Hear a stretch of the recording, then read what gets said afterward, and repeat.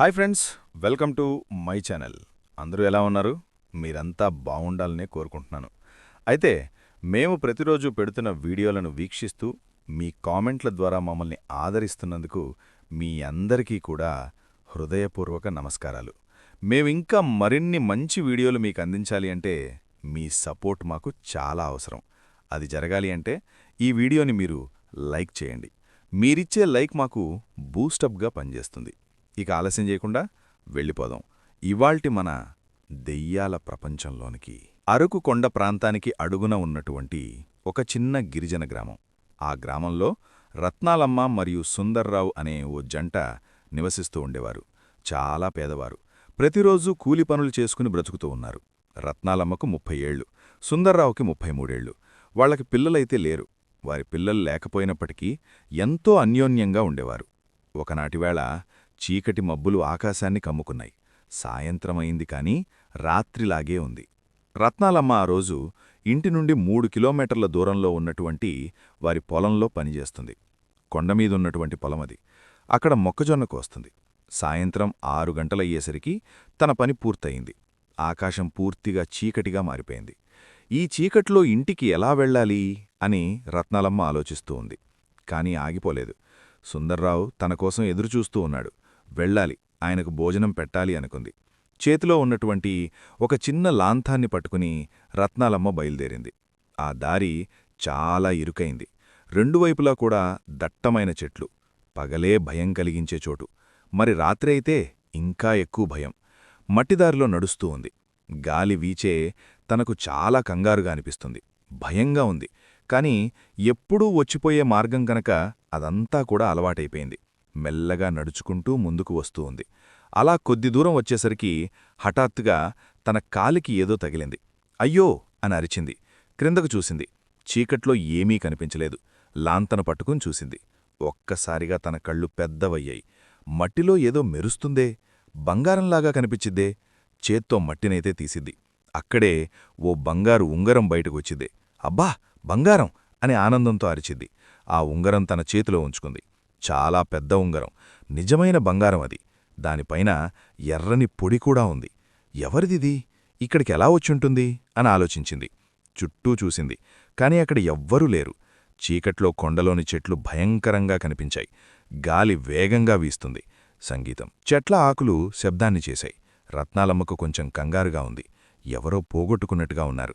మనసులో అయితే ఏదో తెలియని ఆనందం. కాని ఇప్పుడైతే కనపట్టం లేదు గదా. ఎవరూ లేరు కాబట్టి ఇది నాదే, నేనైతే దీన్ని తీసుకెళ్ళిపోతాను. ఈ రోజున అదృష్టం బాగున్నట్టుగా ఉంది అని మనసులో అనుకుంది. ఇక ఆ ఉంగరాన్ని వెంటనే తన చీర యొక్క అంచులో కట్టుకుని దాచుకుంది. సంగీతం వేగంగా నరవటం మొదలుపెట్టింది. సరిగ్గా కొన్నడుగులు ముందుకేసేసరికి వింతైనటువంటి శబ్దం వచ్చింది. ఎవరో మాట్లాడుతున్నట్టుగా, తన వెనకే నడుచుకుంటూ వస్తున్నట్టుగా ఓ రకమైన అనుభూతి. రత్నాలమ్మ ఒక్కసారిగా ఆగిపోయింది. వెనక్కి చూసిద్ది. చీకటి తప్ప మరేమీ కనిపించలేదు. చీచీ, మామూలుగానే నాకు భయం చాలా ఎక్కువ.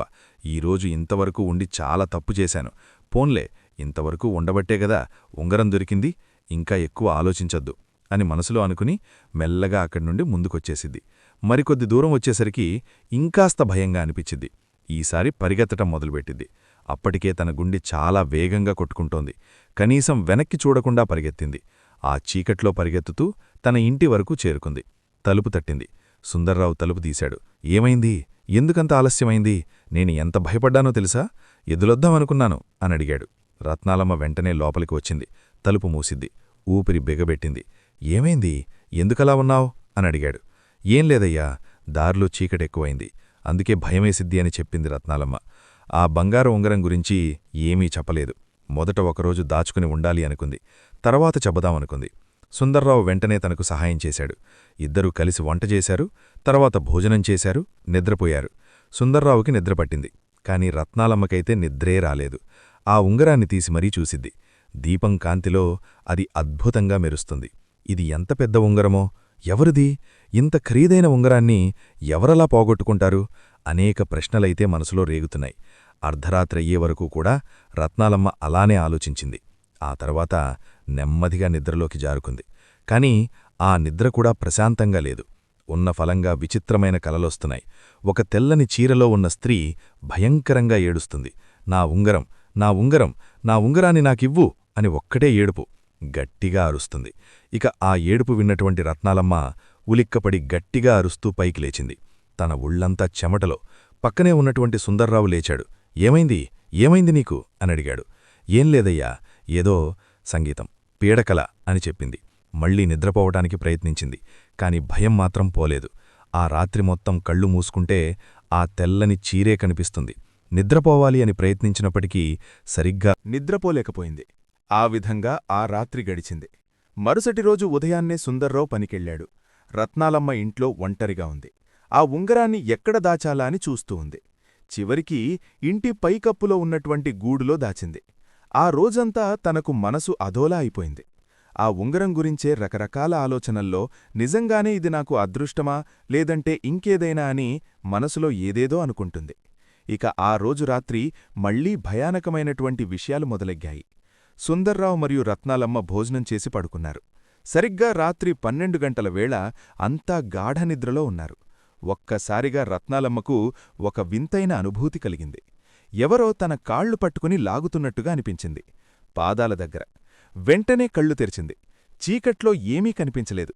కాని గదిమాత్రం చాలా చల్లగా ఉంది. విపరీతమైన చలి. ఇంత చలి ఎప్పుడూ ఉండదో తాను ఆలోచిస్తోంది. ఎవరో తనని పిలిచినట్టుగా అనిపించింది. చుట్టూ చూసుకుంది. అక్కడ చూస్తే ఎవ్వరూ లేరు.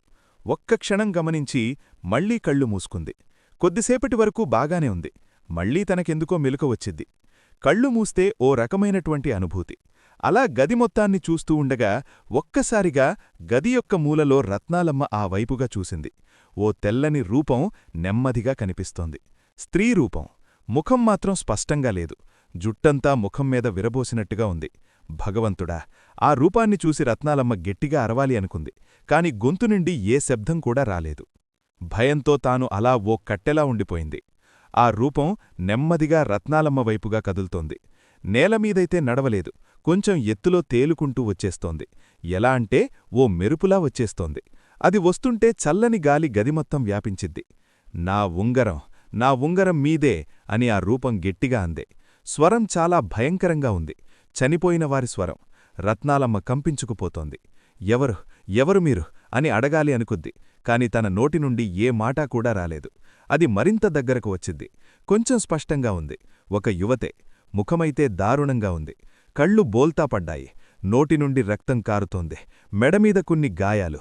గొత్తులో నా ఉంగరాన్ని నాకు తిరిగివ్వే అని గట్టిగా అరిచిద్ది. ఈసారి ఆ శబ్దం మరింత గట్టిగా అయిపోయింది. రత్నాలమ్మ చెవులు చెల్లుపడిపోయేట్టుగా నాకు తెలియదు, నాకు తెలియదు అని రత్నాలమ్మ అరిచిద్ది. తను గొంతుమీదకు వచ్చేసింది. గట్టిగట్టిగా అరుస్తోంది రత్నాలమ్మ. నిద్రలో మొత్తం కొమ్ములాట. సుందర్రావు ఆ పక్కనే ఉండే ఆ మూలుగులన్నీ కూడా వింటున్నాడు. ఏమైందే నీకు, ఎందుకరుస్తున్నావ్ అని వెంటనే లేపి మరీ అడిగాడు. చుట్టూ చూశాడు. ఏం కనిపించలేదు. అది అదృశ్యమైపోయింది. రత్నాలమ్మ మాత్రం భయంతో వణికిపోతూ ఉంది. అక్కడ దెయ్యం ఉంది, దెయ్యం, భూతం అని వణికిపోతుంది.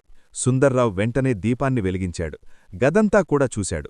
ఏమైందే పిచ్చిదాన నీకు, నువ్వు నిద్రపోవు, నన్ను నిద్రపోనివ్వు, ఏవేవో కలలొస్తున్నాయి అనన్నాడు. లేదయ్యా, నేను చూశాను. ఆ దెయ్యం వచ్చింది. నన్నేదో అడుగుతోంది, ఉంగరం అడుగుతోంది అని రత్నాలమ్మ భయంతో విపరీతంగా వాకిస్తోంది. ఏ ఉంగరమే, ఏ ఉంగరం, ఏం మాట్లాడుతున్నావు నువ్వు అని సుందర్రావు అడిగాడు. అప్పుడింకా ఆ విషయాన్ని దాచిపెట్టడం ఇష్టంలేక ఆ బంగారు ఉంగరం గురిని చెప్పిద్ది. దారిలో దొరికినట్టు, ఇంట్లో తెచ్చినట్టు అన్నీ చెప్పిద్ది. సుందర్రావు కోపంగా అన్నాడు, పనికిమాలిందానా, నువ్వు ఎప్పుడూ అలానే ఉంటావా, మారవా? దారిలో దొరికిన వస్తువుని ఇంటికి ఎలా తీసుకొచ్చావు? అది ఎవరిదో తెలుసా? అలా వస్తువులు తీసుకుంటే ఎన్ని కష్టాలుస్తాయో తెలుసా? ఇప్పటికే పిల్లల్లాగా ఏడుస్తున్నావు. మళ్ళీ అవన్నీ ఎందుకు మనకే? నాకప్పుడు అర్థం కాలేదయ్యా, క్షమించండి. ఇప్పుడు నేను దాన్ని అక్కడే పెట్టేస్తాను అని రత్నాలమ్మ ఏడుస్తూ చెప్పింది. రేపు ప్రొద్దున్నే తీసుకెళ్ళి ఎక్కడ తీశావో అక్కడే పడేసేయ్, ఇప్పుడు పడుకో అని సుందర్రావు చెప్పాడు. ఆ తర్వాత తానైతే నిద్రపోయాడు. రత్నాలమ్మకైతే అసలు నిద్రే రాలేదు. కళ్ళు మూస్తే చాలు ఆ భయంకరమైనటువంటి దెయ్యం కనిపిస్తుంది. అసలు ఎందుకు దాన్ని ముట్టాన్రా దేవుడా అంటూ నిద్రలోనే ఏడుస్తూ ఉంది. అలానే కాసేపటికి నిద్రపోవాలని ప్రయత్నించింది. పూర్తిగా నిద్రైతే పట్టలేదు. ఏదో భయమైతే ఉంది. రత్నాలమ్మ మిలుకుకీ నిద్రకీ మధ్యలో ఉంది. సరిగ్గా కొన్ని గంటల తర్వాత ఒక్కసారిగా గది యొక్క వాతావరణం మళ్లీ మారిపోయింది. అంతవరకు ఉన్నటువంటి వేడి తగ్గి అకస్మాత్తుగా ఉష్ణోగ్రత పడిపోయింది. రత్నాలమ్మకు మెలుక వచ్చిద్ది. చుట్టూ చూసిద్ది. అలా చూసేసరికి ఆ గదిమూలలో మళ్లీ ఆ దెయ్యం కనిపించింది. దయచేసి నన్ను వదిలేసేయ్, నేను రేపే నీ ఉంగరాన్ని పెట్టేస్తాను అని వేడుకుంటోంది. అది ఆగలేదు, ఇంకా దగ్గరకొచ్చింది. ఈసారి దాన్ని 2 చేతులు చూపించింది.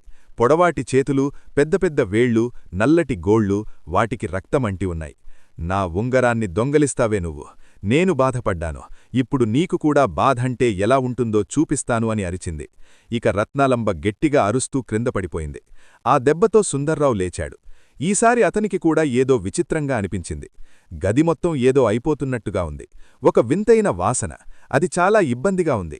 రత్నాలమ్మ, లే అని పిలిచాడు. రత్నాలమ్మ లేవలేదు. సుందర్రావు భయపడ్డాడు. రత్నాలమ్మ ముఖాన్ని చూశాడు. కళ్ళు తెరచే ఉన్నాయి, కాని చూపు సరిగ్గా లేదు.